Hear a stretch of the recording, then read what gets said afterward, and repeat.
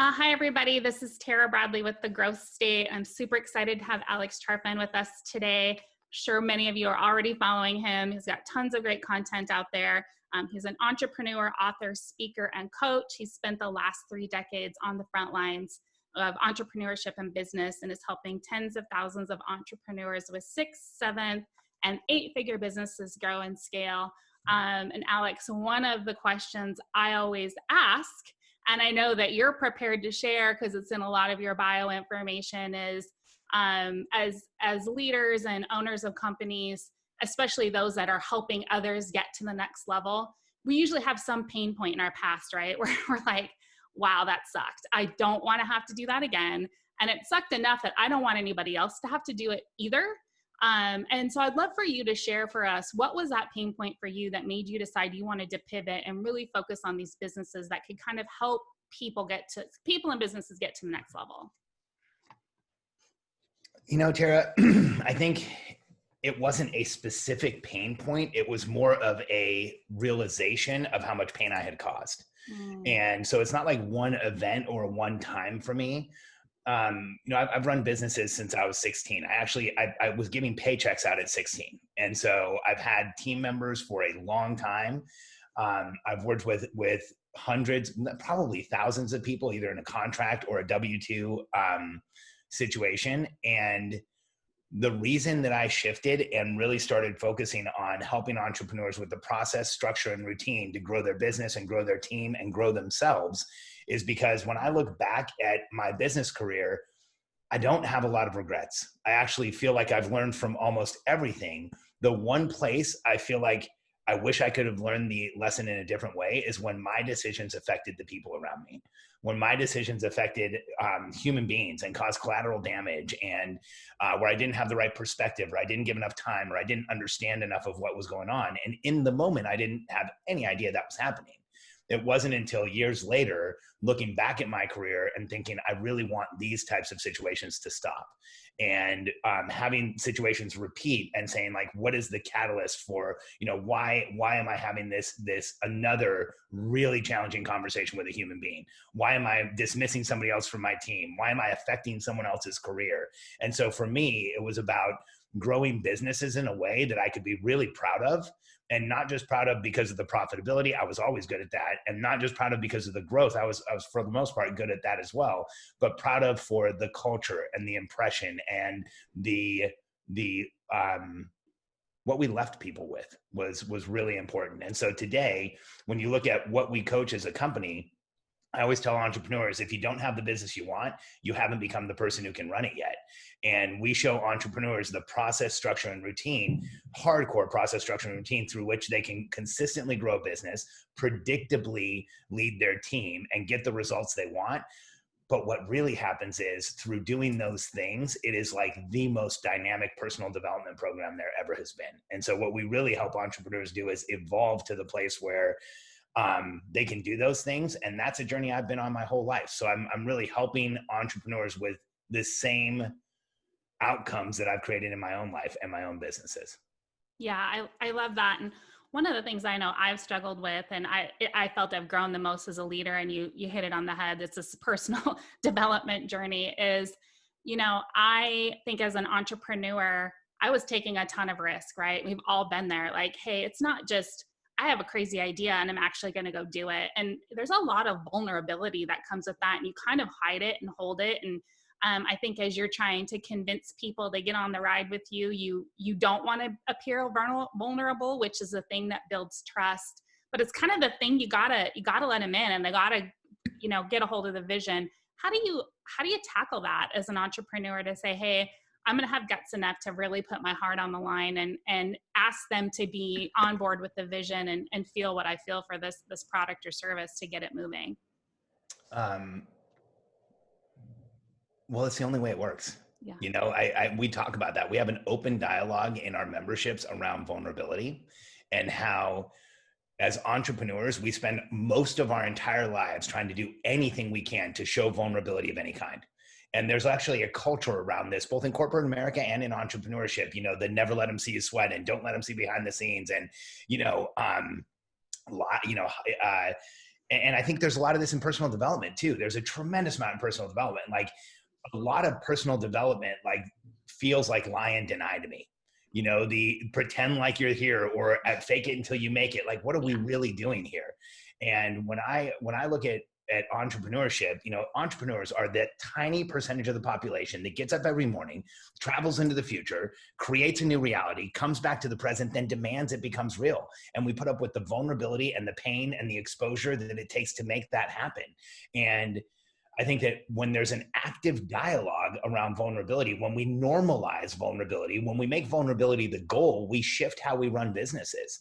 And so in our memberships, we have an open dialogue around EMDR therapy and getting help and doing cold plunges and breath work and inventorying on a daily basis, both what your intention is for the day and where you were uncomfortable the day before so that you address it.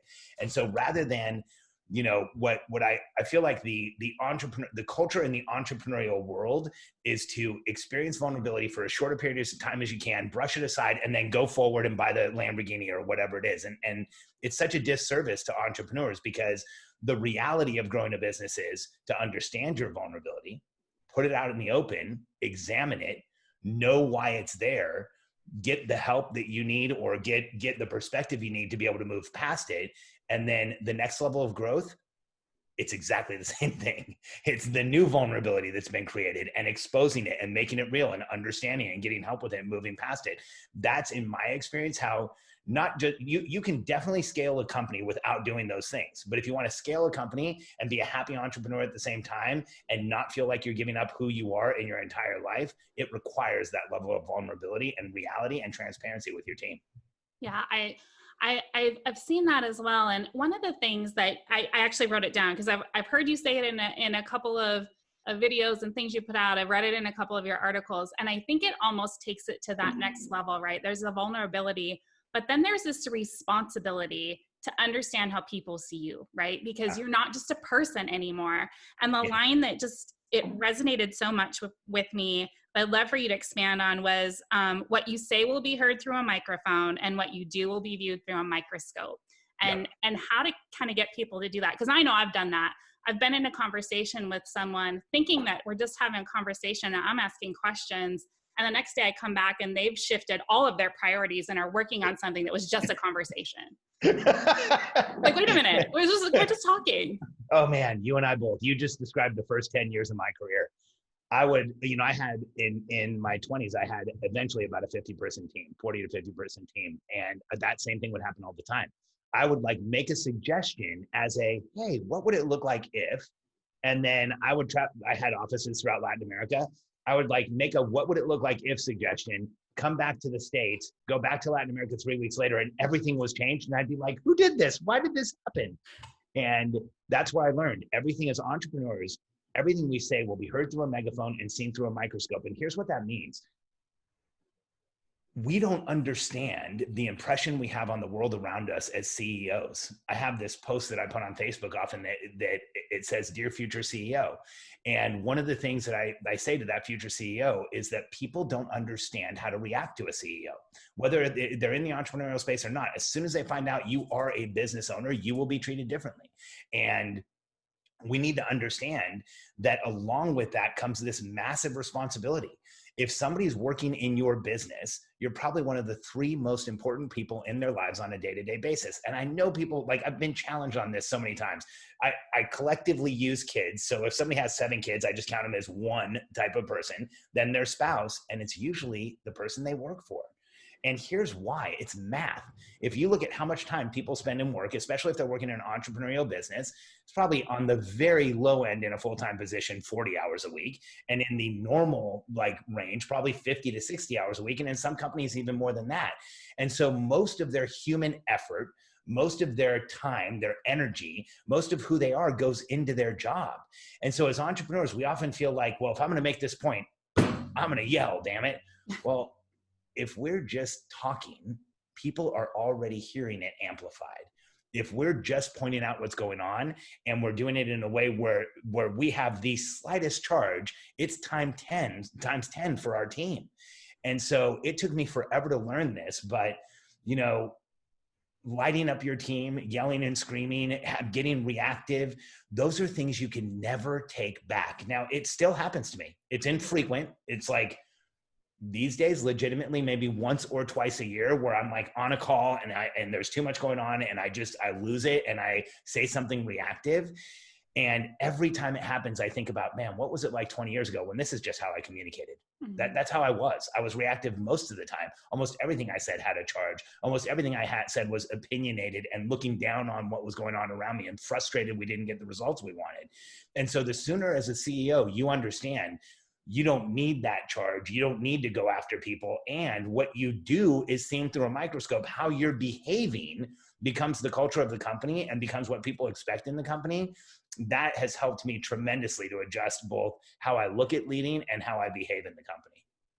I like that perspective. You know, you're one of the three people that is the most important to them, because I think we minimize that sometimes. You know, 100%. Sometimes people will say, oh, this isn't a personal decision. And I've been through some tough stuff where we've had layoffs, we've done other things when I've been in corporate America, and, you know, literally had a meltdown and said, listen, yeah, this decision wasn't personal, but the outcome's very personal, and you should feel that, and you should run that forward. And I think that you hit the nail on the head that people do that. And I think the funny thing too about the megaphone and microscope is not only if they heard it and they amplified it, they go and amplify it for you. They'll be like, well, I was in a meeting and Alex said, this is what we're doing. And so they just take it for granted that actually happened. No question. Yeah. So if someone's building their team, they're focusing on it, and maybe they're that CEO leader who's better, they're the innovator at thought leadership, but when it comes to really, the human side of leadership, that they're not quite there yet. What's the best way for them to do that? Is it to, find the traits that they're missing in their next best leader that they're going to pull along with them? Or, really self-reflecting and taking a step back and looking at the business? I mean, it's so hard when you're doing all the things and trying to grow the business, to do that work.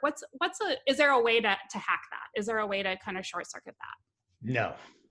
No. And I'm just going to say no, like direct, straight up no. And the coaches who tell you that there is haven't been doing this long enough, because part of growing a business is growing yourself. And it's a huge part of growing your business. Now, can you make it easier? Yes, you can. See, I think as soon as you get to a certain stage in business, as soon as you're growing the business, we recommend that everybody hires an operator. There's a lot of different terms for this. There's the term integrator, there's the term operator, there's the term second in command. Whatever you want it to be, it's what we look for is someone who can drive the business for you. And what I mean by that is set up the calendar, run all the meetings, do all the tactical things that is running a business. And then you can do all the visionary things about the business, thinking about the next step, understanding where you're going to go. And when that happens, we always tell our members the operator becomes the emotional leader of the business, and the entrepreneur becomes the inspirational leader of the business. And so here's what I want everyone to hear in that, though. That doesn't mean you can go find an amazing operator who's really good with people and just let it go, because I have that. Mm-hmm. Haley on my team has been our operator for about 2.5 years. She actually started as an operations assistant, then operator, then operations manager. Now she's director of operations, and she's amazing. She is clearly the emotional leader of our business, but that doesn't mean I'm not involved. That means that I'm the inspirational leader in our business. So people are looking to me for what's my energy. They're feeling my energy. They're looking and saying, like, what's going on for him? How am I showing up? How am I behaving within the business? And so for me, getting therapy, self-care, acupuncture, chiropractic, people always ask me, what does it take to run a multi-million-dollar business and not feel overwhelmed? It takes a team. And so as an entrepreneur, one of the biggest issues I see with people who are building their first business, or who for the first time have broken $1 million or 3 million or 10 million, is that they're doing it to the detriment of themselves. And when you learn that as you grow the business, you grow the infrastructure around you to take care of you, That's how you grow a business to the next level. That's how you grow a business where you don't feel overwhelmed by it. And that's how you grow a business where you can consistently show up for your team in a way that you are that inspirational leader that's the counterpart to that emotional leader. So when we say hack this, I don't think there's like a, hey, I'm good, now I'm going to be able to do it. The hacks that we talk about in our membership are getting into EMDR therapy, because it's such an incredible pressure release valve. Just 1 hour, everything changes in that hour. We have several different memberships. We coach a few hundred people around the world, but in our highest level membership at the grow and scale level, I'm pretty sure everyone is in EMDR therapy because there's so much conversation around it. We also suggest things like getting a chiropractor, getting massage, getting acupuncture. Like, what is it for you that lowers the noise that gets you back in your body? And then those things collectively of examining, you know, what's going on with a therapist, of getting the self-care around you. And then, like I said, having a system where you are creating intention and offloading where you're uncomfortable. Like, this is a system we train, but really understanding, like, what is the intention you have for the day? Where were you uncomfortable in the day before? Working on those things to raise the intentionality with which you approach what you do and to offload where you're uncomfortable. There's no hack for this. It's actually a day-to-day imperative. Because if you want to go to 10 million and then make the jump to 30 and make the jump to 100 and make the jump past 100, I've helped a ton of companies do that. There's two ways to do it. There's a way where you do it where you're in your body and you're excited about it and there's the support you need and things are getting tactically easier for you as you grow. And then there's a way to do it where you sacrifice yourself to the business. You're not getting the things you need. You don't build support around you and things are getting tactically more difficult. I've been doing this I've been working with entrepreneurs in one way or another for almost 30 years. And when people follow that second path, almost always, those are the businesses that experience success that comes rebounding right back and goes down to a level where they're really not happy with it. The entrepreneurs who build an infrastructure around themselves, get help in the home, get help for them physically, get that help for themselves psychologically. Those are the ones who run the businesses that persist and grow. And, you know, the biggest exits I've ever helped people with are people who are running their business that way. Mm-hmm. And I think it's a great point. And for those of you that are listening, if you're struggling with that, I guarantee you're feeling that physically. Like if you won't have the support around you, you got the tension in your back, your stomach issues. I've been there, and I do a lot of what you talk about. One thing that I added, and it made a huge difference for me, was to that intentionality of the day. I'm not a huge touchy-feely person. I've been told I can be a little intimidating, and so I'm always trying to kind of connect to that softer side of me. And I went as far as to say, journal or write, what's going to make me love today? You know, every morning, what is going to make me fall in love with the day and feel like it was, you know, it was not a huge success even. I just loved the outcome of the day. And I think that intentionality that you speak to is just so huge in our kind of transition into scaling the business. No question. And by the way, Tara, most successful or driven women are seen as intimidating and frightening by the world. So that just means you're successful and driven. So good. Yeah. Congratulations. Been working on that one. I know you talk a lot about momentum, and I would love to get your feedback or impression on, are scalability and momentum different? Is the focus different as you run through the two? Are they really kind of synonymous? And how do you need to get your mind around, I'm not working to scale, I'm working to momentum? You know, I think that they're very closely related. The only exception is you can be in momentum and not scaling your business. We've actually helped a lot of people do that. You know, we've had people who come to us and say, what I want to do is get my business to where I'm completely out of delivery and I'm completely out of the day-to-day. And so we'll spend a year with them on getting them out of delivery and out of the day-to-day, and then we scale the business. And that year, as they're offloading tactical responsibilities, what's usually funny is the business grows just because they're doing that. Right. And then it gets easier for them throughout that process, and that creates momentum. And so it's not like, I wouldn't say that scale is a requirement for momentum, but here's how I look at it. I think that entrepreneurs are different from the rest of the world, and we don't admit that to ourselves. We never acknowledge that. You know, when I look at the rest of human beings out there, they're just not hardwired like we are. Mm-hmm. See, for me, I've spoken to tons of entrepreneurs around the world, and I always ask a question: what is it like to be in momentum? And I don't even have to explain the word or what I'm asking, and they just start throwing out answers. And they'll say, it's ecstatic and it's incredible and it's this and it's that. And then somebody will say, it feels like I'm alive. And that is what resonates most deeply with me and with most audiences, is that when we are in momentum as entrepreneurs, when we are moving things forward, when we're making progress, when projects are going the way we want them to, when we're making the impact we want, when we're helping the people around us, when the world is following in our wake, that is when we are most alive. And oftentimes as entrepreneurs, we don't understand that that's what's missing. And so for us in our coaching and in our memberships, momentum is actually a very simple equation. We know that in order to be in momentum, you have to have clear outcomes. Like you have to know where you're going and why, and what is it that's going to happen when you get there. Mm-hmm. And the second part is you have to have clear scoreboards. Like anytime we've ever been in momentum in our lives, we had perspective as to whether we were doing well or not. And so a clear impression of whether we're making progress or not. So a scoreboard. And then last thing is understanding of the accountability, what we're doing and what are the people around us doing, which creates mutual contribution. And so for us, we look at it and we say, like, what is the outcome? What's the scoreboard? What is it that you're doing? What are the people around you doing? And that will always create this feeling of momentum.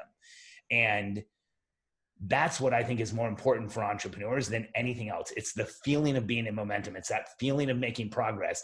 Because when we're in momentum, it feels like we are capable of anything, and our lens through which we see the world completely shifts. When we're in constraint, Tara, I don't know about you, but when I'm like in that feeling of constraint, my body breaks down in like minutes. I start feeling fatigued, like as I sit there. You know what I'm talking about? Oh, definitely. And then when I feel that feeling of constraint, it's like, not only do I physically feel it, I actually psychologically start feeling it's like I doubt myself. I don't like myself. I don't trust the decisions I make. I won't make decisions. I'll procrastinate on decisions. I'll overwhelm myself with too many options. And that's not the worst of it. The worst of it is it's not just physiologically or psychologically, it's actually chemical. When I'm in that place of constraint, I feel chemically deflated, depressed, challenged. Like it's such a huge lift to do anything. And so for us, the way we coach, it's how can we keep you out of that feeling of constraint and in that feeling of momentum most of the time. And I think that as entrepreneurs, we've been sold this bill of goods where people say, oh, there's this flow state you can achieve for minutes, or, you know, you can get in the flow or be in the zone for an afternoon or something. The way we coach, that's our state of being. You get into momentum, you put the process and structure and routine around you to stay there, and you will feel it all the time. I want to go back to something that you said. You know, it was, you have to know, kind of, you have to have the end in mind, right? Like, what are you really reaching for, and what are the numbers? And I talk to people all the time, and I'll say, well, what are your KPIs? And some of them will be like, I have no idea, and some of them will have a laundry list of stuff, and I'm like, I want like 2. You know, or one. Give me one really good one, and it's going to tell me if you know what outcome that you're looking for. And I think that you just hit the nail on the head, because so many people, when they make the investment to get a coach or a mentor or somebody on their team who's really pushing them to say, where are we going? It's the first thing they do. It's like, well, where are you going? And how are you measuring that you get there? And so everybody that's listening, if you don't have that metric that says, this is where I'm going, and this is my definition of success, and these are the numbers that tell me kind of on a really regular basis that I'm heading that direction, you're going to be stressed out all the time. You've got to figure that piece out. And how does your team support you in that? So I think that's huge. Let me give you a different impression of this, Tara. Yeah. So here's where this came from. Like, I wish I could say that I came up with this organically. Well, I did come up with it organically through observation. Sure. But it wasn't me who figured it out. In fact, when I was younger, from 20 to my mid 30s, I'm 48 now, but from 20 to my mid 30s, I ran a consultancy in the computer and consumer electronics business. And I had this incredible fortune to be in meetings and in experiences with wildly successful people who were worth more money than any of us could spend in our lifetimes. And whenever I was around someone who was in that 9-figure plus wealth range, or in that $1 billion plus wealth range, they just think different than everybody else. They simplify things so quickly. And what I realized from being around them was, if they walked into a meeting and there was something going wrong, very quickly, regardless of which one it was, they would all ask questions that led to 3 things. What were we trying to do? How were we measuring success? And who was responsible for what? And so that repeated over and over again for me. And there's this mythology around like billionaires and people who have huge companies that they can walk into any meeting and they know what's going on. It's not really true. I watch this over and over. I watch people have that impression like, oh my gosh, how did he or she know how to do that? Like, how did she walk into this meeting and she knew what we were doing and she solved everything? And like, it's crazy how fast that was. Well, what they were doing every time was asking questions like, okay, what was the outcome? How did we know we were winning? And who was responsible for what? And it was always those three things. And so I reverse engineered that and said, wait, so what if we up front create hyper clear outcomes? We know exactly how we're keeping score, and we know exactly who's responsible for what. In that direction, everybody just gets into momentum. Your whole team does, not just you. And so this came from watching wildly successful people diagnose issues over and over again. I'm like, well, if this solves the issue, let's just put it up front and we'll never run into the issue. Awesome. Well, I know we're about out of time. Alex, tell us a little bit about your programs and how people can work with you or learn more about that if they're interested in doing that. Oh, thanks, Tara. So we coach entrepreneurs with the process, structure, and routine to grow and scale businesses. It's really three things. It's how to build a strategic plan, how to communicate that plan to your team, and then how to get the maximum productivity out of every member. We have 3 programs. It really depends on where you are as an entrepreneur. We have one that helps people go like to make it very generalized, 6 to 7 figures, 7 to 8 figures, and then 8 figures and beyond. And if you'd like to know anything about what we do, you can go to billionairecode.com. The Billionaire Code is a 9-level framework that shows the path to entrepreneurial success. If you download it, you'll be able to see exactly where you are as an entrepreneur, what you already should have covered in your business so that you can scale, and what you're going to be doing next. And if you'd like to, you can set up a call with a member of our team. It's just billionairecode.com. There's a ton of information there on what we do, and also our most valuable framework, which is the framework we use for every coaching call we're on. Perfect. Well, thank you so much for your time today. I've really, really enjoyed it. And I'm sure we'll be chatting again. Absolutely, Tara. And thanks for your time. I really appreciate it. Thank you.